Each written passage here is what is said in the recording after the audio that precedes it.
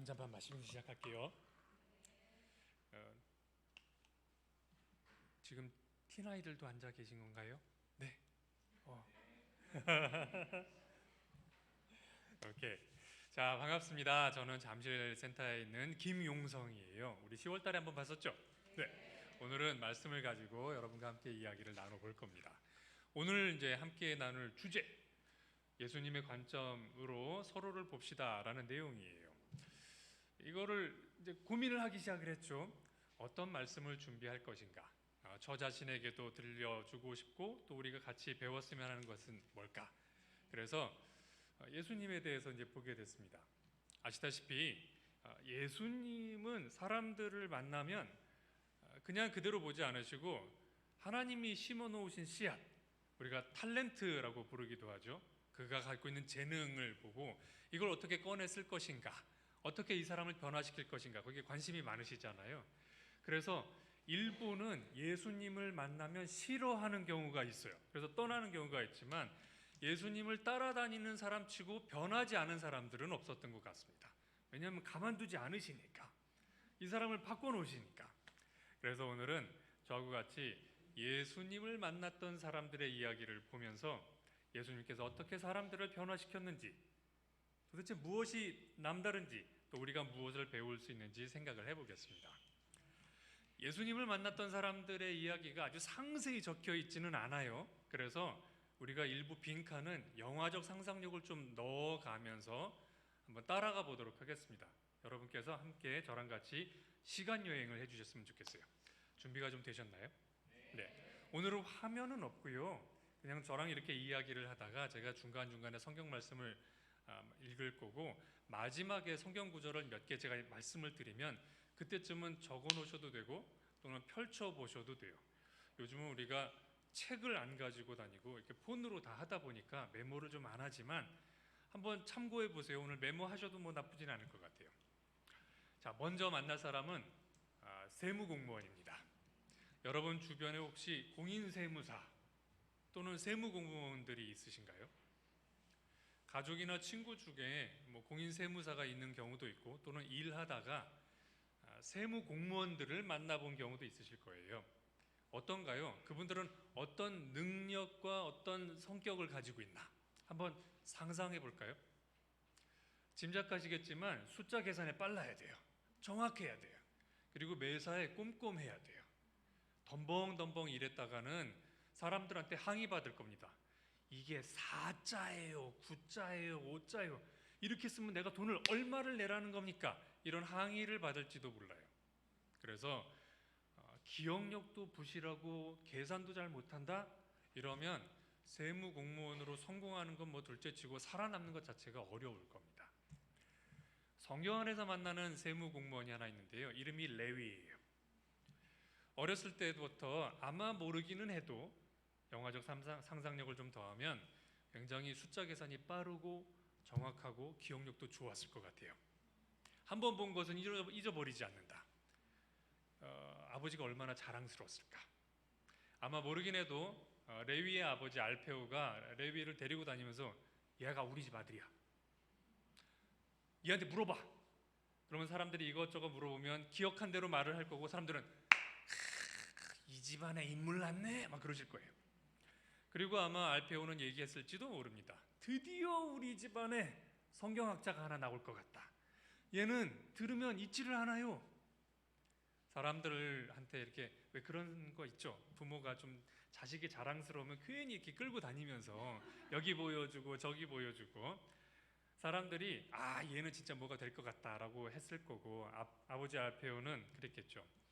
내가 제사장 집안의 이름을 따서 얘 이름을 레위로 정할 때 이미 내가 뭔가 있었어, 선견지명이 있었던 거지 하고 자랑스럽게 여겼을 겁니다.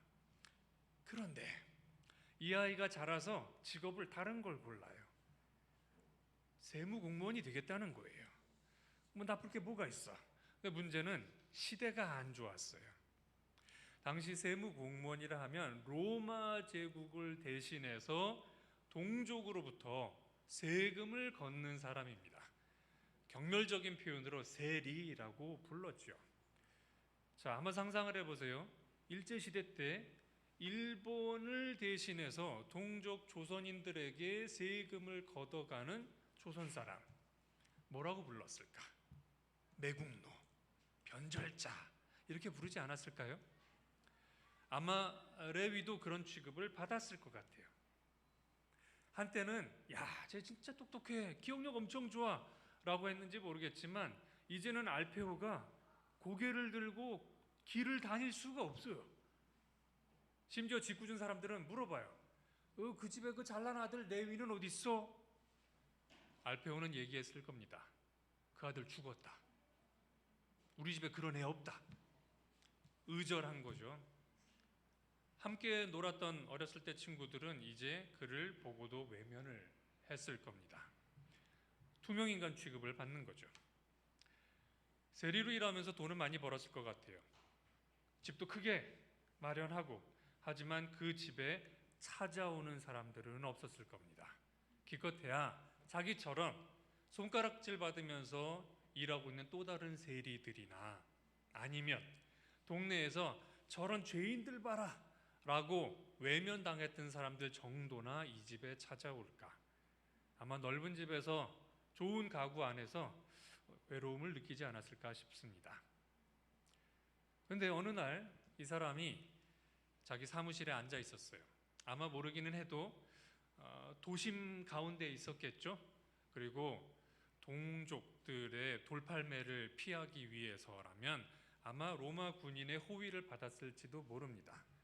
로마 군인이 서 있는 세리의 사무실 앞에 한 젊은 랍비가 지나갑니다. 사람들은 손가락질했는데요, 정작 그 젊은 랍비는 레위를 보고 다른 생각을 합니다. 저 사람의 비범한 능력을 보라. 저 꼼꼼함. 그는 한 번 본 것을 잊지 않고 매사를 다 기록한다.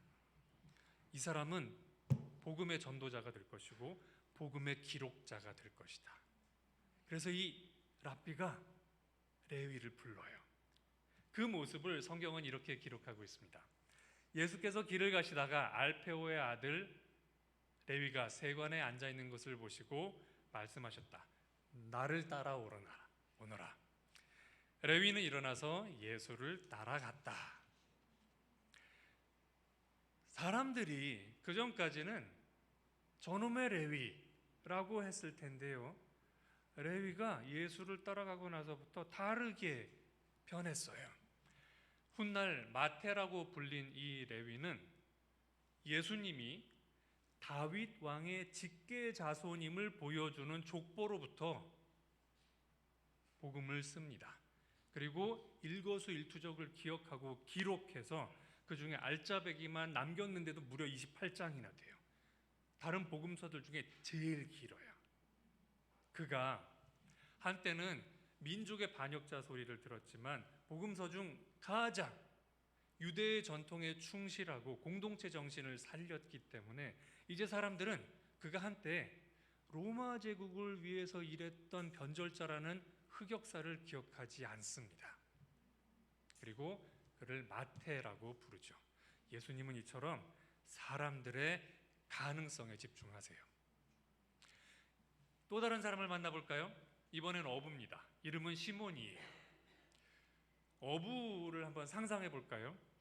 그 당시에 이렇게 펜대를 굴리는 직업을 가진 사람은 많지 않았을 거예요. 대부분은 육체 노동을 했을 테니 땀을 많이 흘렸을 거지만 유독 땀 냄새와 함께, 여러분 아시죠?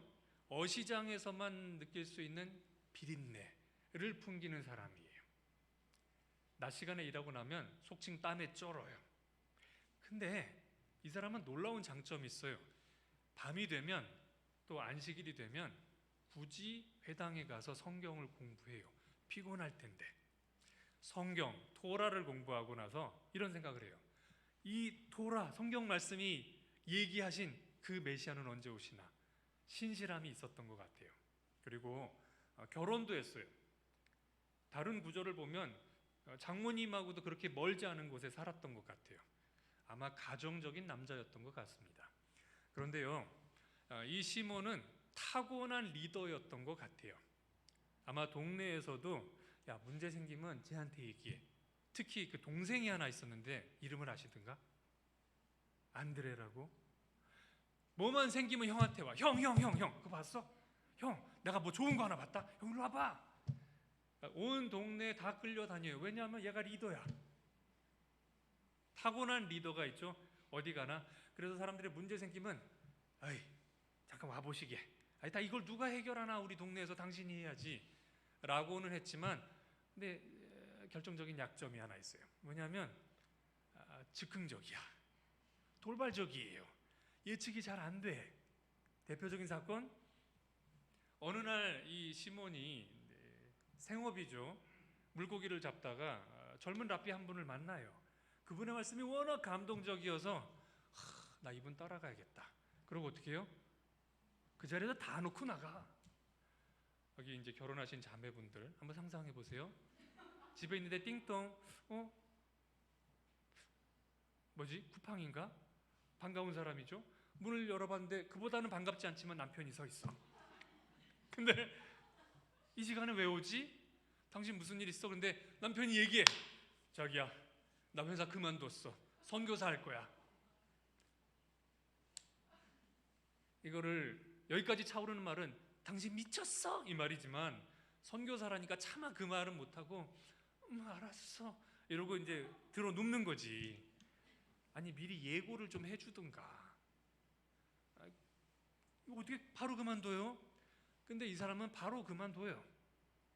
아마 주변에 그의 배나 그물이나 아니면은 그날 잡았던 물고기를 챙겨줄 누군가는 있었던 듯 싶습니다. 혼자 간 건 아닌 것 같아요. 왜냐하면 너무 많이 잡아가지고 그때 친구들 불러서 야 이거 좀 챙겨줘 했던 거 보니까 뭐 완전히 대책 없는 사람은 아닌 듯 싶지만, 그날로 생업을 그만둘 정도의 사람이면 그닥 그렇게 신뢰가는 사람은 아니었을 것 같아요.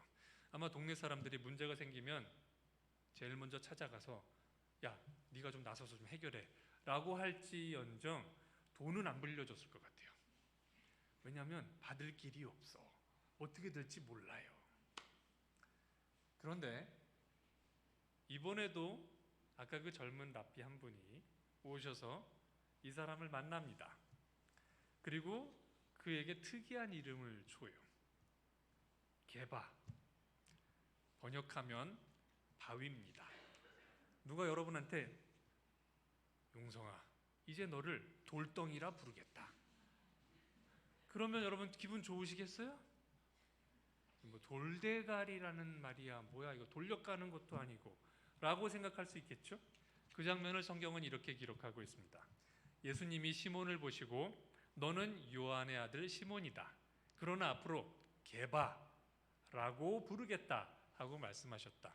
게바는 번역하면 돌멩이, 바위덩이, 라틴어로 바꾸면 베드로가 됩니다. 한때는 예측 못할 사람, 열정은 넘치고 리더십은 있을지 모르겠지만 도통 어디로 튈지 모르는 사람이라고 여겨졌던 이 게바는 시몬은 이름에 걸맞는 리더로 성장을 합니다. 그래서 나중에 문제가 생겼을 때도 형 어떻게 좀 해봐 이렇게 된 거예요. 대표적인 사건이 있죠. 사도행전에서 예수님이 보내주실 성령을 기다렸던 사람이 불받았어요. 그리고 뭐 해요? 방언을 하죠. 사람들이 이게 뭔 소리하고 다 와서 뭐라 그래요? 에헤이 또 낮술 마셨구만. 이 대낮부터 뭔 짓이야. 그때 누가 나서서 보호해야 되죠? 변호해야 되죠? 베드로가 나서야지. 그래서 베드로가 나서서 이야기한 거예요. 놀라운 건 뭔지 아세요? 거기서 힘쓰지 않았어요.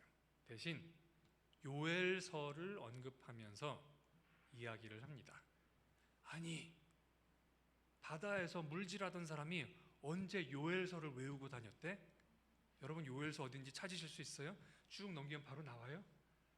우리 못 찾아. 근데 그걸 외우고 다녀요. 언제부터 이 사람이 이랬지? 예수님 만나고 나서부터.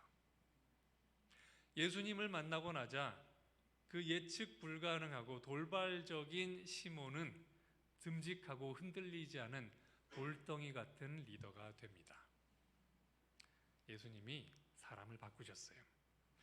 이처럼요 예수님은 사람들을 만나면 그냥 두지 않으십니다. 그의 가능성을 보고 장점을 끌어내세요. 그런데요, 세상은 그렇지 않아요. 세상은 우리들을, 서로를 볼 때 미래, 내일의 가능성을 보지 않고 오늘의 모습에 한정해서 봅니다. 그리고 얘기하죠. 얜 이거밖에 안 돼. 그래서 이런 세상은 서로를 험한 말로 불러요. 그래서 요즘은 저런 말 쓰면 안 되는데 싶은 단어들이 많이 생겼어요. 우리 어린아이들은 뭐라고 불러요? 진민이. 겁나 시끄러. 이런 애들은 좀 노키즈 존 이런 거 안 해주나? 그래서 어린아이 키우는 엄마들은 갈 데가 없어요. 억지로라도 끌고 들어가잖아요. 그럼 엄마를 뭐라고 불러요? 맘충이라고 불러요. 그러면 그 집 아빠는 한남충이에요. 이거 도대체 뭐야? 서로를 비난하기 바빠요. 이렇게 손가락질하는 세상에 오래 살고 있으면 이제 그거를 받아들이고 체화하게 돼요. 그리고 얘기하죠. 내가 뭘 하겠어? 난 이대남이야. 이 세상에서 이번 생은 폭망. 아니 이게 목숨 3개짜리 게임도 아니고 이번 생이 폭망. 그럼 다음 생은 좋을까? 또 누가 알아요? 이게 3번째 삶일지? 이게 폭망이면 이제 없을 수도 있어요. 그런데 우리가 그런 말을 아주 쉽게 써요. 세뇌됐어요. 이게 21세기만의 일일까요? 혹시 1세기나 또는 기원전에도 이런 일이 있었을까요? 당연히 있죠. 세상에는 서로 잘난 꼴을 못 보는 사람이 엄청 많아요. 그리고 그 안에 오래 살면 노예 근성이 생겨요. 성경 말씀에 노예 근성에 젖었던 사람들 얘기가 나옵니다. 하나님께서 너희들은 약속의 땅에 갈 것이다. 거기 내가 약속했어. 라고 했는데 거기 가더니 야, 우리 거기 못 들어가. 우리 메뚜기야. 라고 한 사람들이 있었어요. 이런 구절이 있습니다. 그리고 그들은 자신들이 탐지한 땅에 대하여 사람들에게 나쁜 소문을 퍼뜨리고 이렇게 말하였다. 그 땅에는 힘센 장수들이 수두룩하고 사람들의 키가 모두 컸으며 우리는 네피림의 후손인 아낙 자손들도 거기 있는 것을 보았다. 우리가 보기에도 우리 자신들이 메뚜기처럼 보였는데 그들의 눈에도 우리가 그 정도밖에 보이지 않았을 것이다. 이른바 메뚜기 마인드를 가진 사람들, 이런 사람들은 거울을 보면 메뚜기가 보여요. 뭘 할 수 있겠어? 누가 지나가기로 하면 놀라서 후두둑 도망가야지. 우리는 할 수 있는 게 아무것도 없어요. 여러분 그거 아세요? 메뚜기 마인드를 가진 사람들은 남을 해칠 수 없다. 그런 생각 들지 않으세요? 도망가기 바쁘니까. 그렇지 않아요. 메뚜기 마인드를 가진 사람들이 남을 해쳐요. 그걸 증명한 학자가 있어요. 자, 스탠리 밀그램이라고 하는 미국의 심리학자가 있습니다. 어디 가서 이런 이름 한 번쯤 언급해주면 좀 멋있어 보이니까 적어두셔도 나쁘지 않아요. 스탠리 밀그램이 권위에 대한 복종 실험을 설계합니다. 그런데 밖에다는 그렇게 얘기 안 하고요. 학습 능력과 처벌의 관계라는 실험을 하겠다고 사람들을 모집을 해요. 이름이 좀 재밌으니까 사람들이 왔어요. 그래서 많은 돈도 아니야. 한 $1 정도, 한 10,000원 언저리 그 당시 돈으로 주면서 사례비를 주고 실험에 참가해달라고 부탁을 했습니다. 사람들은 2인 1조로 짝을 지어줬어요. 한 사람은 학생, 한 사람은 교사. 각자 다른 방에 들어가서 학생은 교사가 낸 질문에 대답을 합니다. 틀리면 교사가 학생 손에 붙어있는 전기 자극 장치로 벌을 주는 거예요. 스위치를 누르면, 버튼을 누르면 아따! 따끔한 거예요. 이게 얼마나 따끔한지 알기 위해서 실험 전에 일부러 한번 해보시죠 하고 다 해봤는데 이게 장난이 아니에요. 자, 그리고 각 방으로 가서 질문을 하고 암기한 것을 답을 하고 채점을 하는데 여기 트릭이 하나 있어요. 뭐냐면 교사 역할을 한 사람은 사실 배우였던 거예요. 죄송해요. 학생 역할자가 배우였어요. 일부러 틀리는 거야. 그래서 이제 방으로 흩어져서 자, 질문지 외우실 시간 드립니다. 좀 이따가 이제 시작을 했어요. 그런데 좀 가다가 일부러 틀려요. 이 사람이 버튼을 눌러. 옆방에서 보이진 않아요? 막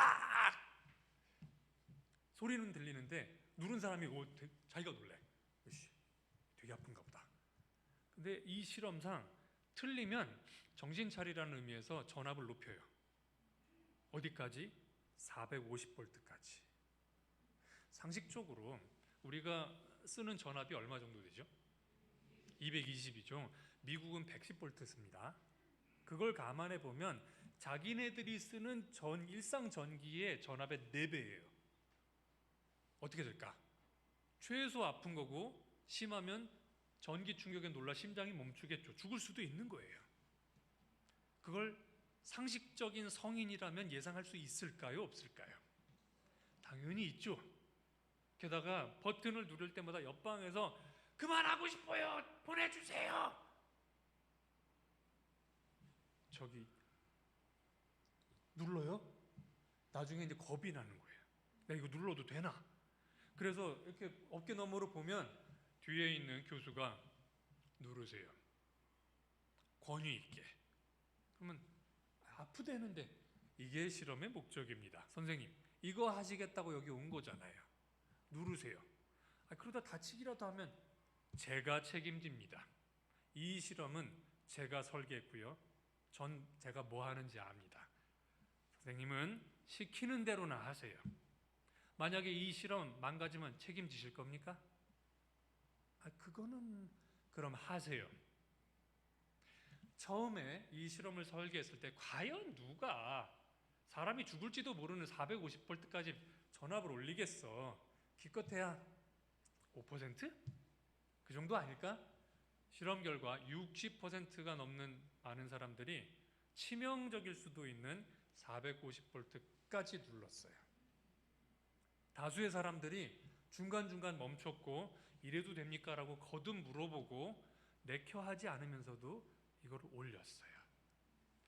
훗날 다른 학자들이 이거 좀 이상한데 하고 연구를 거듭했고 그 결과 좀 데이터가 과장된 것도 있고 그리고 교수가 강압적이었다는 것도 밝혀졌지만 분명한 건 오늘의 용어로 메뚜기 마인드를 가진 사람들은 악한 행위에 저항하지 못해요. 그래서 악한 리더를 만나면 잘못된 가르침을 만나면 악의 도구가 됩니다. 이 실험이 밝혀진 게 그거예요. 2차 대전이 끝나고 미국인들은 생각했어요. 독일에 나왔지. 걔네들 미친 거 아니야? 어떻게 사람을 그렇게 죽여? 걔네들 정신병자일 거야. 미국 땅에서 실험을 했는데 멀쩡한 사람도 권위자 밑에 들어가면 살인적인 행위를 할 수 있다는 게 실험으로 증명된 거예요. 우리 모두는 굳건한 심지를 갖고 있지 않고 메뚜기 마인드로 살면 나보다 권위 있는 사람이 하세요. 당신이 책임질 거야? 라는 이 말에 기가 죽어서 시키니까 합니다.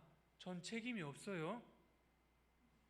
똑같은 논리로 유대인들을 가스실에 넣고 독일인들도 버튼을 눌렀어요.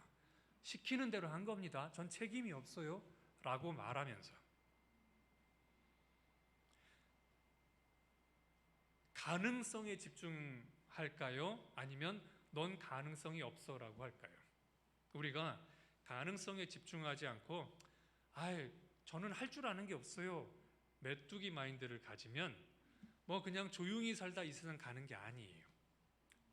악의 도구가 될 수 있어요. 그래서 우리는 메뚜기 마인드하고 싸워야 되고요. 하나님이 주신 재능에 집중해야 됩니다.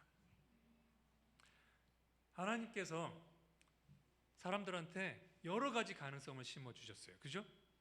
그래서 이 가능성이 어떻게 발현되느냐에 따라 우리는 다른 삶을 살아요. 세상에 그런 뉴스 보신 적 있어요?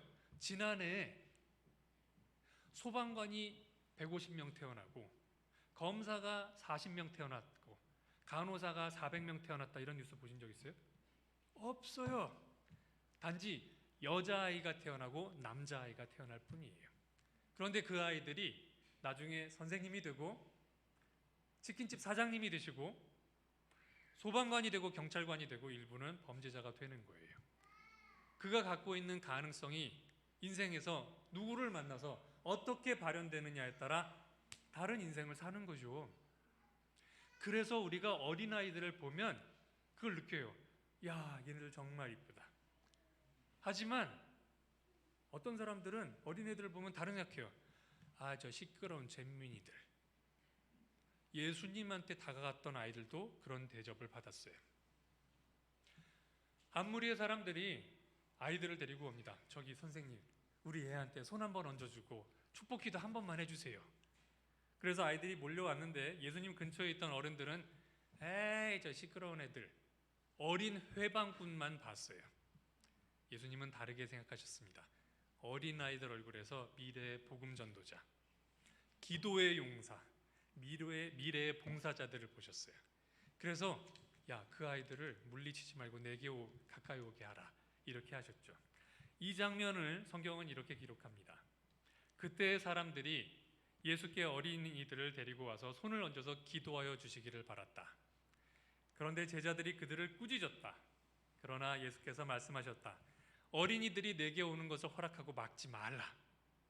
하늘나라는 이런 어린이들의 것이다. 그리고 그들에게 손을 얹어주시고 거기에서 떠나셨다라고요. 사람들은 종종 어린아이에게마저도 메뚜기 떼를 발견합니다. 그리고 쫓아내기 바빠요. 아, 시끄러, 다 저리 가. 그런데 예수님은 다르세요. 예수님은 가능성을 보십니다. 여러분, 오늘 한번 생각해 보시길 부탁드려요. 지금의 교회 상황을 보고 어떤 사람들은 이렇게 말할지도 모르겠어요. 뭐라고? 평신도들 주제 교회 리더를 쫓아냈다고? 미친 거 아니야? 제정신이야? 아니, 무슨 권리가 있어서 메뚜기 주제에? 누군가는 이렇게 말할 수도 있어요. 근데 잠깐 봅시다. 뭐 그렇게 생각하실 분이 있다는 건 인정. 중요한 건 예수님은 어떻게 생각하실까? 이게 중요한 거잖아요. 그렇죠? 예수님께서 사람들을 부르실 때 여기는 사도가 될 사람, 오케이, 내 오른쪽. 여기는 잘해봐야 집사. 여기는 너는 끼케야 평신도겠다. 뒤쪽으로 가. 앞에 자리 놔두고. 예수님이 이렇게 차별하시던가요? 안 그래요. 심지어 어린아이들마다 아무것도 할 수 없고 시끄러운 애들마저도 하늘나라가 이들의 것이다 라고 이야기하시면서 너희 얘네들처럼 안 되잖아, 하늘나라 못 들어가. 기준을 바꿔놓으셨어요. 그렇지 않나요? 성경 말씀을 보면 예수님이 어떤 마음을 가지셨는지 알 수 있습니다. 우리 많이 읽었던 구절 3개를 지금부터 한번 찾아볼게요. 베드로전서 2장이에요.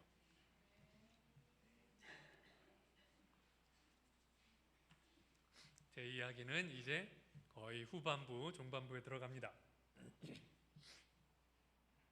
2장 9절 찾으셨죠?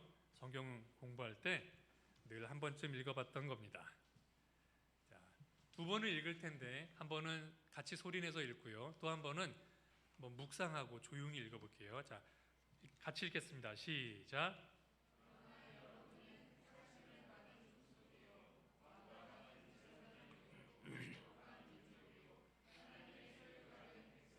여기까지.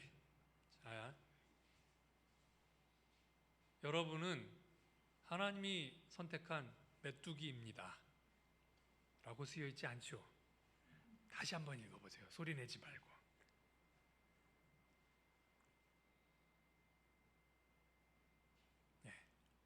네. 뭐라고 써있어요? 왕 같은 제사장이고 하나님께 속해 있는 하나님이 선택한 백성이라고. 여기 어디 메뚜기가 있어요?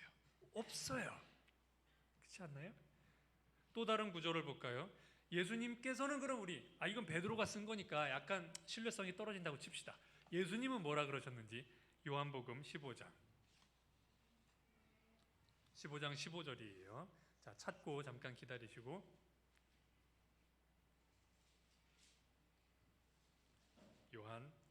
15장 15절 같이 읽겠습니다. 시작.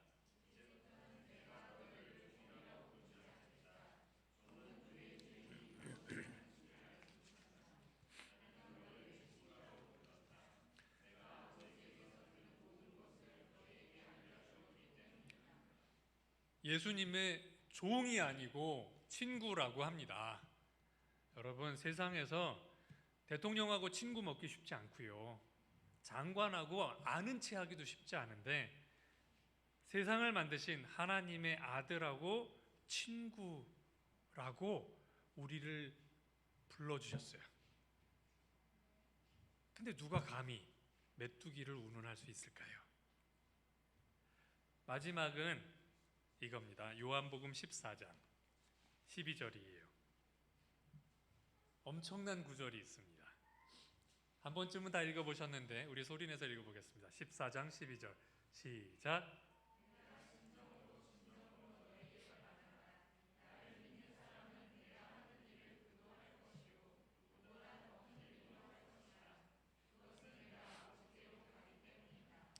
자, 다시 제가 볼게요. 내가 했던 일도 할 것이고 그보다 더 큰 일도 할 것이다. 여러분, 이 말씀을 믿으십니까? 우리가 할 수 있을까요? 무리를 거둘 수 있나요? 못할 것 같아요. 그럼 죽은 사람 살릴 수 있을까요? 못할 것 같아요. 어떤 부분은 제가 못하겠어요. 하지만 예수님께서 땅 위를 걸어 다니시면서 사람들을 만나면 기껏해야 수천 명이었을 것 같아요. 그런데 지금은 전 세계 수만 명의 제자들이 동시다발적으로 수십만 명하고 만날 수 있어요. 방법은 다르지만 예수님께서 기대하셨던 건 그런 거 아닐까요? 너희는 내가 했던 것보다 더 큰 일을 해낼 것이다 라고요. 혹시라도 누가 당신들이 뭔데? 무슨 권리로? 무슨 자격으로? 라고 하면 이분이 지금 나를 메뚜기로 보는구나 이렇게 생각하시면 되고, 이거 하나 기억해 주세요. 메뚜기도 모아놓으면 무서워요. 출애굽기 때 이집트 사람들을 쓰러뜨린 게 뭔가요? 메뚜기 떼였어요. 음식을 다 잡아먹고 굶겼어요. 메뚜기가 한 거예요. 심지어 메뚜기도 모아놓으면 무서운데 제자들이 여기 이렇게 모였는데 못한다고요? 누가 그래요? 할 수 있습니다. 여러분, 그래서 세 가지를 제가 말씀드리고 싶어요. 첫 번째, 우리 자신을 봤으면 좋겠어요. 뭘로? 예수님의 관점으로. 우리 자신은 별 볼 일 없습니다. 하지만 우리에게 있는 하나님의 성령, 주님이 주신 영은 크고 위대합니다. 기도하셨으면 좋겠어요. 하나님, 제가 거울을 보면서 메뚜기를 보지 않게 해주십시오. 제 마음 속에 있는 메뚜기 마인드의 찌꺼기를 거두어 주십시오. 예수님이 보셨듯이 제가 저 자신을 볼 수 있게 도와주십시오. 두 번째, 서로를 볼 때 예수님의 관점으로 보셨으면 좋겠습니다. 여기는 메뚜기, 여기는 꼴뚜기가 아니에요. 여기는 하나님의 백성이고 여기는 왕같은 제사장이에요. 하나님이 선택한 민족이 여기 있어요. 우리가 그걸 보면 이제 사람들을 대할 때 기대가 생길 겁니다. 어느 때부터는 우리가 살면서 기대를 많이 잃어버렸어요. 삶의 경험이 자꾸 그렇게 좌절을 시켜요. 아이를 키워보신 분들도 아마 비슷한 경험이 있을 거예요. 아이가 어렸을 때는 어머머머 얘가 지장에 걸었어, 얘가 이걸 읽었네, 나중에 얘가 뭐가 되려고 기대가 엄청나요. 근데 초등학생이 되면 잘하는, 이건 잘하지. 중고생이 되면 잘하는 게 있기는 하니? 태도가 많이 바뀌어요. 우리 팀들은 안 그랬으면 좋겠지만 부모님의 태도 중에는 그런 게 생길 때가 있어요. 저도 그래요. 어떨 때는 미치고 발작 뛰겠다, 도대체 얘는 할 줄 아는 게 뭐야? 근데 아직 때가 아닌 것 뿐이에요. 그런 눈으로 봤으면 절대 레위는 마태가 안 됐을 거고 시몬은 베드로가 못 됐을 거래요. 근데 서로를 예수님의 눈으로 보면 이 아이는 이걸 잘해, 이 아이는 이걸 잘해. 여러분, 제가 아이들을 키우면서 배운 게 하나 있습니다. 우리 모두는 하나님이 주신 탤런트가 있어요. 강점이 있어요. 근데 청소년기에는 그 강점이 종종 문제를 일으킵니다. 다시 말씀드릴게요. 이거는 제가 삶에서 배운 거예요. 청소년기에는 종종 그 아이가 갖고 있는 강점이 문제를 일으킵니다. 예를 들어 볼까요? 어떤 아이가 생각이 비상해요. 창의적이에요. 그런데 창의적인 건 훗날 많은 지식을 쌓았는데 이 지식의 한계를 넘어선 다음 단계가 뭘까라고 고민하는 사람들은 우리가 창의적이라고 불러요. 근데 아직 지식이 없는 상태에서 이건 어떨까 저건 어떨까 이러면 우리는 그걸 공상이라고 불러요. 그래서 얘는 뭘 이렇게 말도 안 되는 소리를 해? 나중에 대단한 아이가 될 거예요. 저희 둘째가 똥꼬집이 장난이 아니었어요. 아무런 근거가 없는데 무조건 해야 된대. 제가 이 아이를 꺾으려고 엄청 노력했지만 쉽지 않았어요. 한 번은 상담을 하는데 선생님께서 이 아이는 굳건한 아이가 될 겁니다. 제가 속으로 그래, 상담하는 분은 이렇게 얘기해줘야 돈 받는 거지 라고 생각을 했는데 설명을 해줬어요. 이 아이가 바른 신념과 지식을 가지고 성장했을 때 거기에 자기가 고집을 부리면 우리는 그런 사람을 보고 심지가 굳은 사람이라고 말합니다. 그런데 아직 신념이랄 것도 없고 지식도 없는 애가 그렇게 고집 부릴 수 있는 마음만 있기 때문에 지금 똥꼬집으로 보이는 것 뿐이에요. 이 아이를 잘 인도하시면 대단한 인물이 됩니다. 아시는지 모르겠지만 독립투사는 이런 아이가 되는 거예요.